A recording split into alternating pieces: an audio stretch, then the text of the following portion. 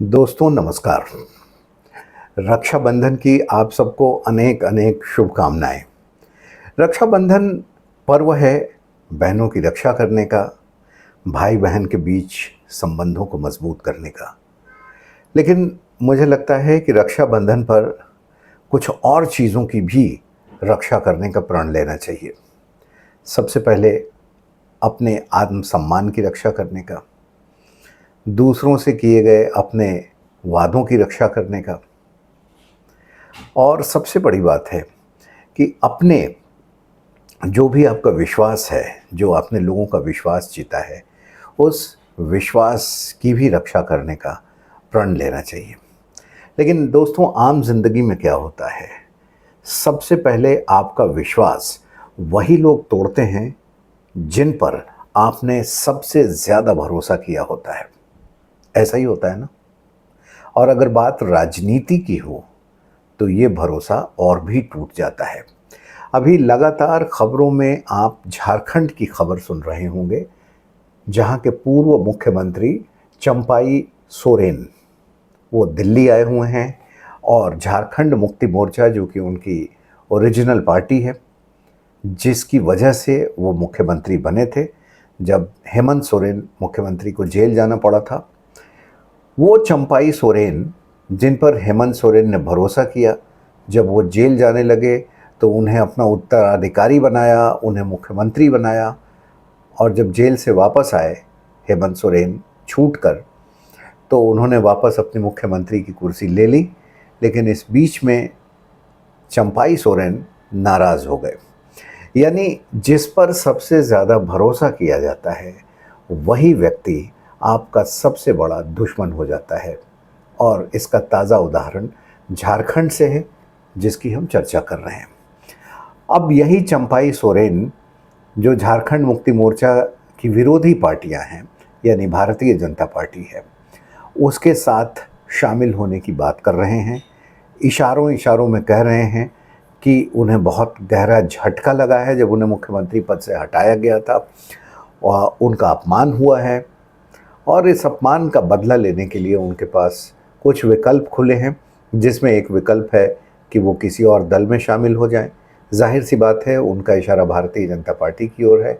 या दूसरा विकल्प ये है कि वो एक अपनी नई पार्टी बना लें, और जाहिर सी बात है कि अगर अपनी नई पार्टी बनाएंगे तो वो फिर किसी बड़े दल के साथ मिलेंगे, और बड़े दल में दूसरे दल तो हो नहीं सकते, भारतीय जनता पार्टी ही होगी। तो दोस्तों, एक तरीके से मैं आज की चर्चा इस अंक में ये करना चाहता हूँ कि जीवन हो, राजनीति हो या कोई और क्षेत्र हो, आपका सबसे बड़ा दुश्मन वही साबित होता है जिसकी आप मदद करते हैं, जिस पर आप सबसे ज़्यादा भरोसा करते हैं। तो क्या सवाल ये उठता है कि क्या आप किसी की मदद ना करें, किसी पर भरोसा ना करें? ऐसे भी तो जीवन नहीं चलेगा। नहीं, आपको करना चाहिए, मदद करनी चाहिए, दूसरों पर भरोसा भी करना चाहिए। लेकिन मदद और दूसरों पर भरोसा करने के साथ साथ दूसरों से उम्मीदें बिल्कुल नहीं रखनी चाहिए। ये मैं आम जीवन की बात बता रहा हूँ, क्योंकि आम जीवन में अगर आप उम्मीदें रखेंगे तो आपके भरोसे को झटका लग सकता है। और मदद करते समय एक पुरानी कहावत है कि अगर आप किसी की मदद करें दाहिने हाथ से तो आपके स्वयं के बाएं हाथ को नहीं पता चलना चाहिए। ये कहावत शायद इसीलिए बनी थी कि मदद करके आपको भूल जाना चाहिए। अगर आप उस मदद को याद रखेंगे, आप उस मदद को बार बार दोहराएंगे, तो वो व्यक्ति जिसकी आपने मदद की है वही सबसे बड़ा झटका आपको देगा, क्योंकि उसके जीवन में लगातार ये सोच चलती रहेगी कि कहीं ना कहीं ये अपने को श्रेष्ठ समझते हैं और मैं इनसे कमतर हूँ, इसी वजह से मैं मदद का हकदार हूँ और ये मदद करने वाले हैं। तो ये जो खाई होती है, ये खाई बढ़ती जाती है, और यही वजह है कि अक्सर जिनकी आप मदद करते हैं वो आपको धोखा देते हैं या आपके सबसे बड़े विरोधी और दुश्मन साबित होते हैं। तो बहरहाल ये बात तो रही आम जीवन की। राजनीति में ऐसा संभव नहीं है। मैं आपको आज 3 उदाहरण दूंगा, 3 बड़े राजनेताओं का, जहां पर ऐसी ही स्थिति आई। एक की हमने चर्चा की है, जो चंपाई सोरेन हैं, झारखंड के मुख्यमंत्री। उनको मुख्यमंत्री तब बनाया गया जब हेमंत सोरेन, झारखंड के जो मुख्यमंत्री थे, झारखंड मुक्ति मोर्चा पार्टी के, उन्हें जेल जाना पड़ा था और उन्होंने अपने सबसे वरिष्ठ सहयोगी, जिन्हें उन्होंने सही माना, निकट माना, उन्हें मुख्यमंत्री बनाकर जेल चले गए। लेकिन जब जेल से छूटे और वापस उन्होंने अपनी सत्ता लेनी चाहिए तो चंपाई सोरेन नाराज़ हो गए और जो मदद उन्होंने की थी, जो भरोसा किया था, उनका भरोसा टूट गया। तो एक उदाहरण तो ये। दूसरा आते हैं झारखंड से ही सटे हुए बिहार में।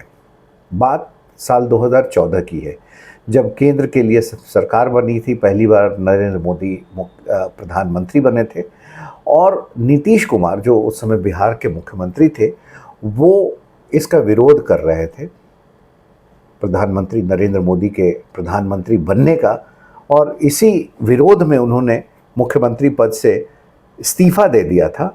और इस्तीफ़ा देकर जो अपने सबसे नज़दीकी या जिन पर सबसे ज़्यादा भरोसा था उन्हें, वो थे जीतन राम मांझी, जो उन्हीं की पार्टी के विधायक थे, मंत्री भी थे।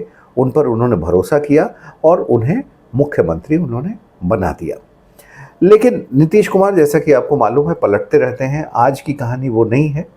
आज की कहानी ये है कि लगभग 1 साल से कुछ महीने कम समय बाद नीतीश कुमार को लगा कि उन्हें वापस मुख्यमंत्री बनना चाहिए। बीजेपी से उनके कुछ रिश्ते सही हुए और प्रधानमंत्री नरेंद्र मोदी के थोड़े से निकट भी हुए।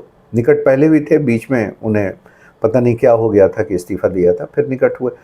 तो वापस जब मुख्यमंत्री बनने आए तो जीतन राम मांझी ने मुख्यमंत्री पद छोड़ने से इनकार कर दिया, साफ साफ इनकार कर दिया कि नहीं, मैं नहीं बनूंगा, मैं उतरूंगा मुख्यमंत्री पद से, मैं कोई इस्तीफ़ा नहीं दूंगा। यानी जिसकी मुख्यमंत्री बनने की कोई संभावना नहीं थी, जीतन राम मांझी, 2014 में नीतीश कुमार ने अपनी अनुपस्थिति में उन्हें मुख्यमंत्री बनाया, कहीं से उठाकर कहीं बैठाया और साल भर के बाद लगभग जब वो वापस आना चाहे तो जीतन राम मांझी ने भी मना कर दिया। दोनों के बीच खाई हो गई और उसके बाद बड़ी जद्दोजहद के बाद उन्हें मुख्यमंत्री पद से हटाया गया, दूसरी बार सरकार बनाई गई। लेकिन क्या हुआ, जो उसी पार्टी के थे उन्होंने नीतीश कुमार के साथ अपने संबंधों को ख़राब कर लिया। न सिर्फ संबंधों को ख़राब किया, बल्कि उन्होंने अपनी एक नई पार्टी भी बना ली और नई पार्टी बनाकर वो भी विरोधियों में शामिल हो गए। यानी जो व्यक्ति राजनीति में आपका सबसे करीबी होता है, जो सबसे चहेता होता है, आप जिसकी मदद करते हैं, आप जिस पर भरोसा करते हैं, वही आपका सबसे बड़ा विरोधी हो सकता है। इसीलिए शायद राजनीति में लोग फूंक फूंक कर कदम रखते हैं और सबको ऐसा नहीं बनाते। तो ये 2 उदाहरण हुए। तीसरा उदाहरण मैं आपको तमिलनाडु से दूंगा। जयललिता बहुत ही महत्वपूर्ण शख्सियत रही थी तमिलनाडु की राजनीति में, 3 बार की मुख्यमंत्री रही थी। उनकी जो सबसे निकटतम सहयोगी रही थी शशिकला, सालों के संबंध थे उनके रिश्तों को लेकर अक्सर कहानियां छपती रहती थी कि आखिर दोनों के बीच में रिश्ते हैं क्या। एक दौर आया 1996 में, जब जयललिता की पार्टी AIADM के बुरी तरीके से चुनाव हार गई थी और उन पर कई लीगल मामले चल रहे थे। उस समय शशिकला और जयललिता के बीच संबंध बहुत ही ख़राब हो गए थे। इट वेंट सार्ड, बहुत खट्टे हो गए थे संबंध। ये वही शशिकला थी जिन पर जयललिता ने सबसे ज़्यादा भरोसा किया था। हालांकि बाद में संबंध ठीक हो गए। और दोस्तों, ऐसे सैकड़ों उदाहरण मिल जाएंगे राजनीति में कि जिसको नेता ने बढ़ाया और ज़रूरत आने पर जिसको बढ़ाया गया वही अपने नेता का सबसे बड़ा दुश्मन साबित हो गया। अब यहाँ देखते हैं कि जो घिसे हुए अनुभवी राजनेता होते हैं वो अक्सर ऐसा नहीं करते हैं। इसमें इंदिरा गांधी की भी बात आप कह सकते हैं, इसमें पंडित नेहरू की भी बात कह सकते हैं, क्योंकि ये लोग, मैं मानता हूँ कि बेहद अनुभवी नेता थे, घिसे हुए नेता थे। लेकिन आज के दिन में नरेंद्र मोदी भी ऐसे ही नेता हैं। इसीलिए उनके कई फैसले ऐसे होते हैं जिन्हें आम तौर पर लोग जिनकी आलोचना करते हैं, लेकिन ऐसे फैसले लेने के पीछे नरेंद्र मोदी के मन के पीछे क्या चलता रहता है, मुझे लगता है कि ऐसे विचार चलते हों, क्योंकि आप जिसकी सबसे ज़्यादा मदद करते हैं वही आपका सबसे विरोधी हो जाता है। यहाँ भी 3-4 उदाहरण से समझिए। आपने देखा कि कई राज्यों में मुख्यमंत्री ऐसे बनाए गए जिन्हें कोई जानता तक नहीं था, इंक्लूडिंग गुजरात, राजस्थान, मध्य प्रदेश, हरियाणा, झारखंड भी। जब बीजेपी की सरकार बनी थी, रघुवर दास मुख्यमंत्री बने थे, कोई नहीं जानता है। नायब सिंह सैनी विधायक रहे, मंत्री रहे, लेकिन मुख्यमंत्री पद का चेहरा कभी नहीं थे। मध्य प्रदेश की स्थिति देख लीजिए, राजस्थान की स्थिति देख लीजिए, गुजरात की स्थिति देख लीजिए, शायद आपको मालूम भी ना हो कि वहाँ मुख्यमंत्री कौन है, क्या नाम है उनका, नहीं मालूम होगा। तो शायद बीजेपी के जो आलाकमान हैं उनकी सोच में कहीं ना कहीं ये चीज़ रहती है कि अगर आप अपने समकक्षों को, या जो आपके बराबर आ गए हैं, या राजनीति में जिनका कद बहुत बड़ा हो गया है, उन्हें लगातार करते रहेंगे तो आने वाले दिन में वही आपके लिए सबसे बड़ी चुनौती हो जाएंगे। और वही बात में अगर चुनौती से भी आगे बढ़े तो आपके विरोधी भी हो सकते हैं, आपके दुश्मन भी हो सकते हैं। और यही वजह रही है कि 3 बार के मुख्यमंत्री मध्य प्रदेश के शिवराज सिंह चौहान को बड़ी इज्जत के साथ राज्य की राजनीति से हटाकर केंद्र में ले आया गया। उनकी इज्जत में कहीं कोई कमी नहीं है, उन्हें बहुत सम्मान मिला है, लेकिन एक ब्रेक दे दिया गया राज्य की राजनीति से और एक नई पारी उन्होंने यहाँ शुरू की। लेकिन दूसरी घटना देखिए उत्तर प्रदेश की। उत्तर प्रदेश में योगी न सिर्फ अपने आलाकमानों के लिए चुनौती बने हुए हैं, बल्कि कई बार ये भी समझ में आती है बात कि आलाकमान लोगों को योगी की बढ़ती शख्सियत से कहीं ना कहीं डर भी लगता है। और योगी अब गले की हड्डी बन चुके हैं, क्योंकि इन्हें हटाना शायद उतना आसान नहीं है। तो जो 3 उदाहरण हमने दिए, चंपाई सोरेन का, जीतन राम मांझी का, और किसी ज़माने में जयललिता की सबसे करीबी रही शशिकला के साथ उनके संबंध खराब होने का, उनके विरोधी हो जाने का, यही स्थिति कमोवेश बीजेपी के अंदर न बने तो मुझे लगता है कि पार्टी के जो आलाकमान हैं, नरेंद्र मोदी हैं, अमित शाह हैं, ये ऐसे ही फूंक फूंक के कदम रख रहे हैं ताकि कोई बहुत बड़ी चुनौती न उभरे। लेकिन दोस्तों, अब ये फैसला आपको करना है, देश की जनता को करना है कि क्या ऐसे ही करने से काम चलता रहेगा? क्या ऐसा किया जाना ठीक है? क्या इससे जो युवा नेता हैं, जो नए मुख्यमंत्री बन रहे हैं, उनको फ़ायदा हो रहा है? क्या देश राजनीति ऐसे आगे बढ़ेगी, या किसी पर भरोसा करके उन्हें बनाया जाना चाहिए लेकिन वापसी की उम्मीद नहीं की जानी चाहिए, फिर उन्हें आगे बढ़ते ही देना चाहिए जैसे महात्मा गांधी ने किया? कभी वो फिर उस रेस में स्वयं नहीं आए, पंडित नेहरू को बढ़ाया, पटेल को बढ़ाया, बोस को बढ़ाया, सबको बढ़ाया, लेकिन कभी उनके समकक्ष आके उसी पद के हकदार नहीं बने। इसलिए गांधी गांधी हैं।